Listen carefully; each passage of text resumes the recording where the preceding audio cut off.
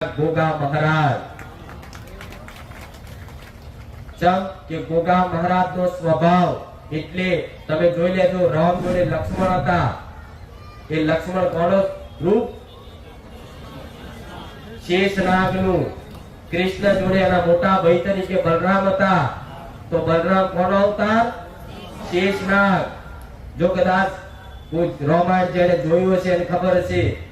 કે કોઈ અધર્મ કરી જાય कोई भी खोटी बात करी जाए तो कदाच राम भगवान तो बोल ना चढ़ाव पर एना पहला लक्ष्मण बोल चढ़ाई तैयार थी जाए प्रभु आज्ञा करो तारे भगवान लक्ष्मण ने એવું કહેતા કે તું તારા સ્વભાવથી શાંત રાખ આપણે બહુ સારું નહીં